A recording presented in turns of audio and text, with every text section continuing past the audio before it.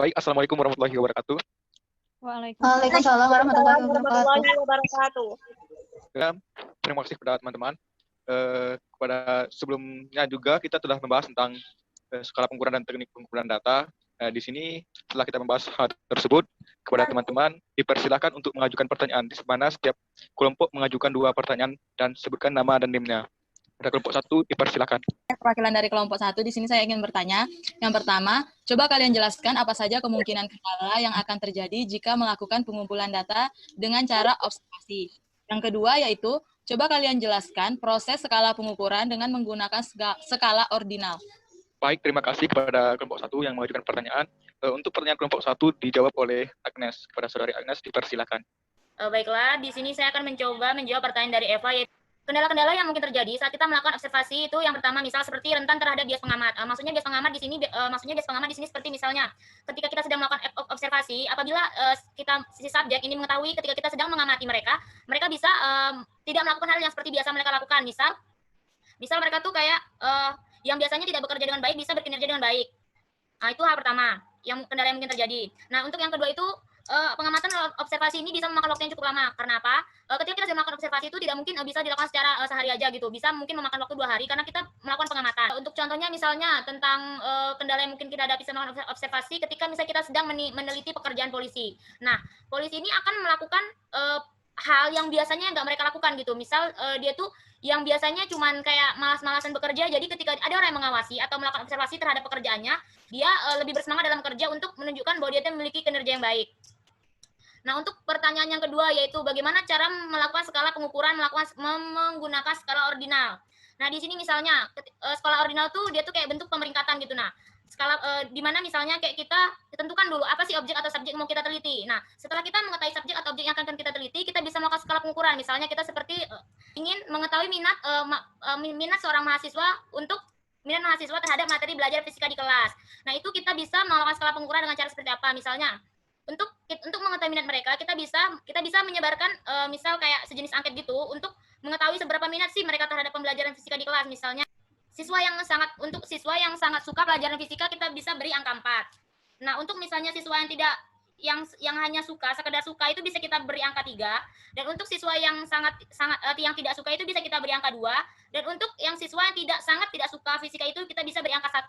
Sesuai tadi yang saya katakan, skala ordinal itu merupakan skala pemeringkatan, jadi bisa dapat kita melakukan skala pengukuran bahwa misal orang yang sangat suka fisikanya ada 10 orang, terus orang yang hanya sekedar suka fisika, suka biasa aja itu 9, dan tidak suka fisika itu ada 8, dan sangat tidak suka itu ada 7 orang. Jadi skala pengukurannya bisa jadi dari untuk yang sangat tidak suka itu, untuk yang sangat suka itu ada 10, yang suka biasa itu ada 9, yang tidak suka itu 8, yang sangat tidak suka itu 7. Jadi urutan pemeringkatannya itu dari sangat suka, tidak suka, dan sangat tidak suka. Sekian, terima kasih. Agnes, atas jawabannya. Gimana tanggapan dari kelompok 1? Baiklah, terima kasih. Untuk pertanyaan selanjutnya kepada kelompok 2 dipersilakan. Di sini saya perwakilan dari kelompok 2 ingin bertanya kepada kelompok penyanyi. Apakah ada pertanyaan dari kelompok 2? Yang pertama, jelaskan pokok-pokok yang perlu diperhatikan dalam penyusunan kuesioner. Yang kedua, dalam kuesioner terkadang terdapat kendala-kendala siswa yang mengisi secara acak atau tidak serius. Bagaimana mengatasi kendala tersebut? Baik, terima kasih kepada kelompok 2 atasnya. Silakan dijawab pertanyaan dari kelompok 2 oleh Saudari Lita. Kepada Saudari Lita dipersilakan. Baiklah, saya Lita Nurnawangsih, NIM A1C318098. Saya akan menjawab pertanyaan dari kelompok 2, yaitu yang pertanyaannya, jelaskan pokok-pokok yang perlu diperhatikan dalam penyusunan kuesioner. Pada penyusunan kuesioner itu berdasarkan kisi-kisi variabel, yaitu khusus kuesionernya disusun berdasarkan kisi-kisi variabel. Kisi-kisi variabel adalah hasil pemilahan variabel-variabel dalam penelitian. Langkah awal adalah memilih variabel menjadi beberapa dimensi. Nah, variabel-variabel penelitian sosial umumnya memiliki lebih dari satu dimensi. Dalam hal ini, pemilihan variabel menjadi beberapa dimensi wajib diacu dari teori atau pendapat para ahli. Oleh karena itu, wajib disebutkan sumber acuannya. Setelah dimensi-dimensi suatu variabel ditentukan, kemudian dijabarkan atau dipilah-pilah masing-masing dimensi menjadi beberapa indikator yang dapat diukur.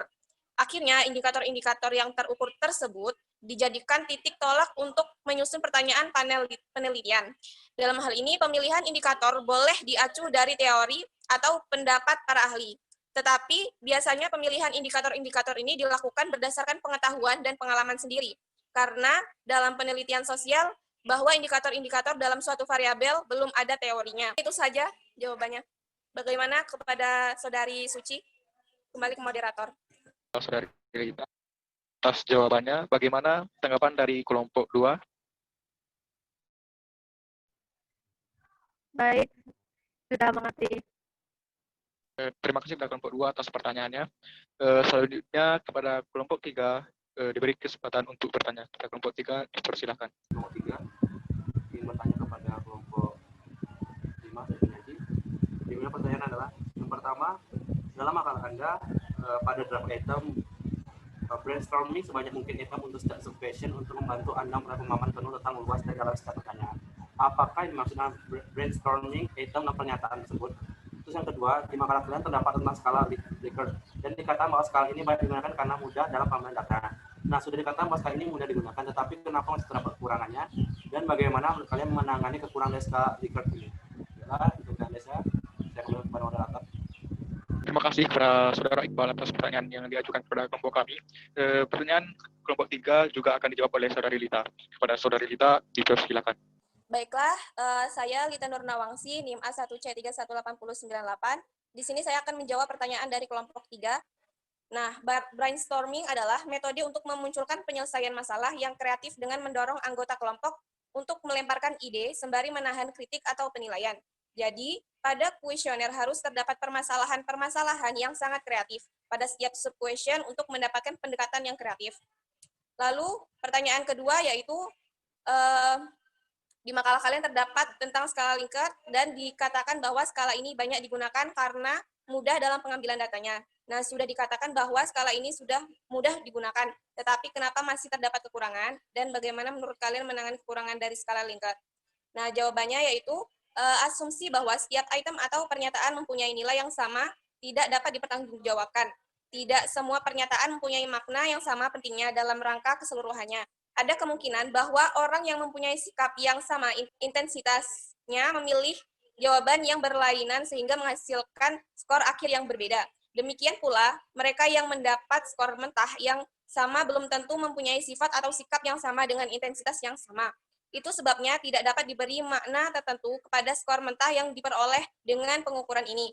Juga dapat disaksikan validitas item-item yang dipilih. Artinya, apakah item itu memang mengukur apa yang memang ingin kita ukur? Selain itu, perlu diselidiki apakah semua item itu sama validitasnya ataukah di antaranya ada yang kurang relevan.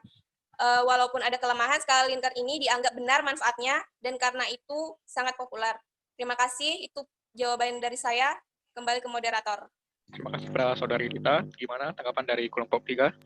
Kelompok penyaji, terima kasih jawabannya. Kepada kelompok 4, apakah ada yang ingin bertanya? Baik, di sini saya Yosa Guntari, NIM A1C3-18107. Ingin bertanya kepada kelompok 5. Berikan contoh dari masing-masing jenis kuesioner. Kuesioner jenis apa yang paling baik digunakan, serta berikan alasannya. Pertanyaan selanjutnya akan diberikan oleh Dina Mariana. Baiklah, saya Dina Mariana dengan NIM A1C318082. Di sini saya ingin bertanya, di mana pada PPT Anda ada langkah-langkah wawancara. Tolong Anda jelaskan poin yang keempat, di mana di situ ada bersikap sopan dan profesional. Nah, tolong Anda jelaskan dan berikan contoh bagaimana bersikap sopan dan profesional tersebut. Terima kasih. Baik, terima kasih kepada kelompok 4 atas pertanyaannya. Pertanyaan dari kelompok 4 akan dijawab oleh saya sendiri. Yang pertama, di mana pertanyaannya adalah berikan contoh pertanyaan untuk masing-masing jenis kuesioner dan kuesioner jenis apa yang paling baik digunakan dan juga alasannya. Dalam kuesioner ini ada 3 jenis kuesioner. Yang pertama kuesioner terbuka, yang kedua kuesioner tertutup, dan ketiga kuesioner campuran. Di mana kuesioner terbuka ini adalah jenis kuesioner dengan daftar pertanyaan yang memberi kesempatan para responden untuk menuliskan pendapatnya mengenai pertanyaan-pertanyaan yang ada pada lembaran kuesioner yang diberikan peneliti. Contoh, kuesioner terbuka dengan judul, contohnya adalah kuesioner terbuka dengan judul penelitian puasan peneliti terhadap fasilitas perpustakaan sekolah. Pertanyaan yang diajukan adalah apakah Anda sering memanfaatkan fasilitas yang ada di perpustakaan sekolah? Itu contoh kuesioner terbuka. Dan kedua, kuesioner tertutup. Kuesioner tertutup ini merupakan lembaran pertanyaan dari peneliti yang jawabannya sudah disediakan. Untuk contoh dari kuesioner tertutup ini adalah apakah buku-buku yang disediakan perpustakaan sudah cukup memenuhi kebutuhan belajar Anda? Di mana ada dua pilihan, ya atau tidak. Itulah contoh dari kuesioner tertutup. Yang ketiga,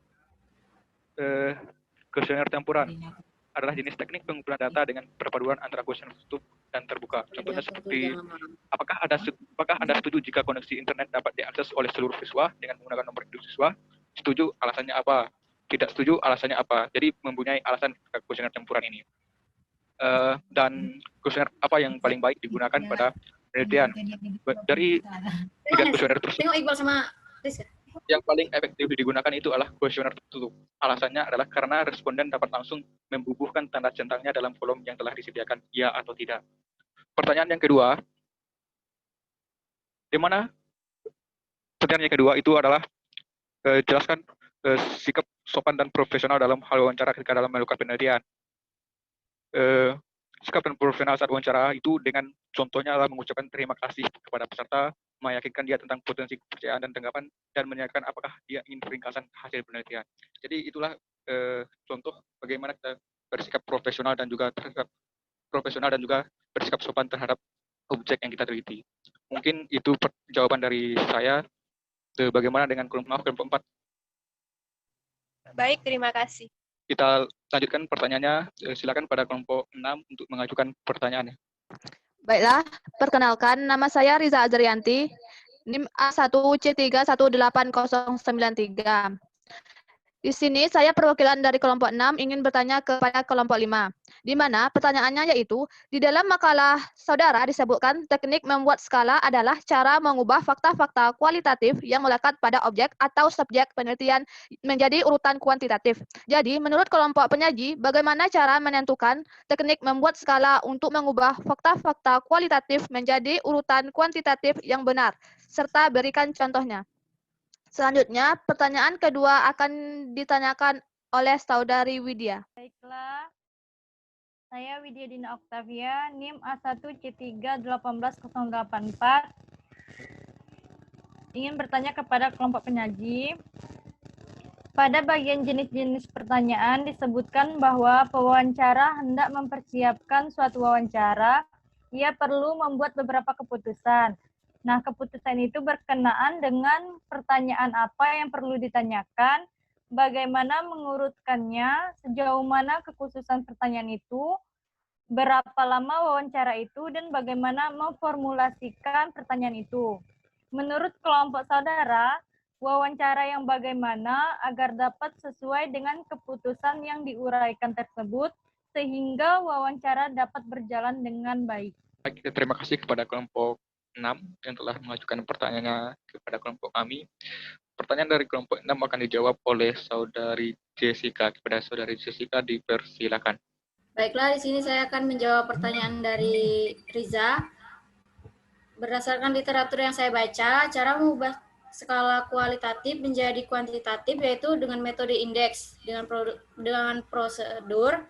Yang pertama, masing-masing alternatif jawaban diberi bobot semakin besar semakin baik. Misal, sangat suka 5, suka 4, dan kurang suka nilai 2, dan tidak suka nilai 1. Yang kedua, hitunglah bobot masing-masing alternatif jawaban dengan mengalihkan bobot dengan frekuensinya. Yang ketiga, hitung indeks dengan membagi jumlah keseluruhan bobot alternatif jawaban dengan banyaknya alternatif jawaban. Yang keempat, untuk menghitung indeks rata-rata dapat dilakukan dengan menjumlahkan keseluruhan angket indeks dibagi dengan banyaknya indikator yang digunakan. Selanjutnya, saya akan menjawab pertanyaan dari Widya. Menurut kelompok kami, wawancara baku terbuka karena di mana pengertian wawancara baku terbuka yakni wawancara yang menggunakan seperangkat pertanyaan baku, urutan pertanyaan, kata-katanya, dan cara penyampaiannya sama dengan semua responden. Baik, terima kasih kepada Saudari Jessica atas jawaban yang telah dipaparkan. Bagaimana kepada kelompok 6? Baik, Baik. terima kasih atas jawabannya. Iya, atas jawabannya. Selanjutnya kepada kelompok 7, pertanyaan terakhir, kami berikan kesempatan untuk kelompok 7 untuk bertanya. Baiklah, mungkin kepada kelompok 7 tidak dapat bergabung dengan via Zoom dikarenakan mungkin terkendala oleh jaringan di tempat di mana peserta berada. Mungkin di sini diskusi kita mengenai skala pengukuran dan teknik pengumpulan data. Terima kasih atas perhatiannya. Saya akhiri dengan Assalamualaikum warahmatullahi wabarakatuh. Waalaikumsalam warahmatullahi Waalaikumsalam warahmatullahi wabarakatuh. Wabarakatuh.